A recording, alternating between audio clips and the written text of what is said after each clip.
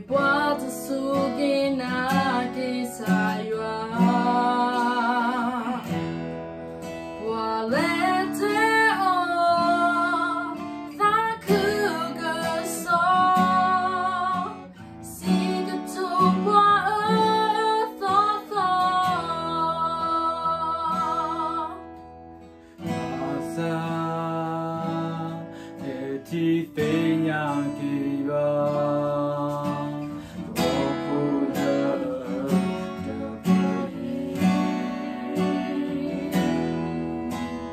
La quilando ma che genio di ma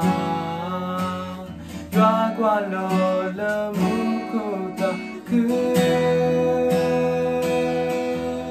Le tame so sri hello la babu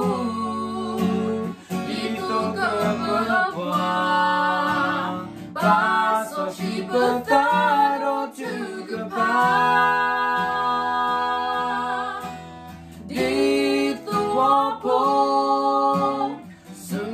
Kisah tu mau puwe gua berkekwaro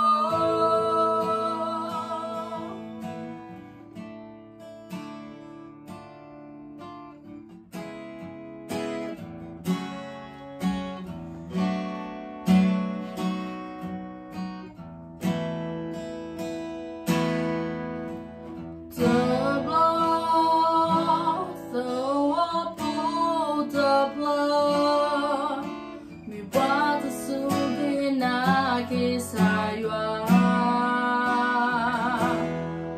Walete o Thakuga so Siga tupwa Thotho Masa Peti Tenya Kiwa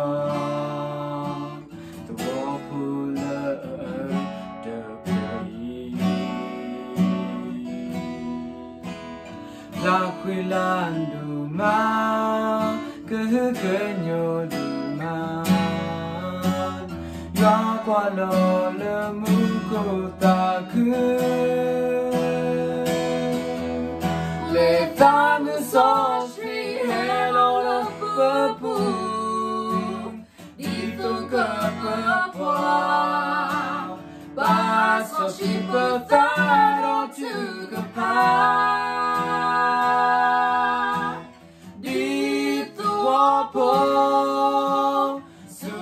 Kisah yuato mau puwe gua berkekwalo Le tame so sri hello le papu Dito kapwa Ba so shi pataro tu kapwa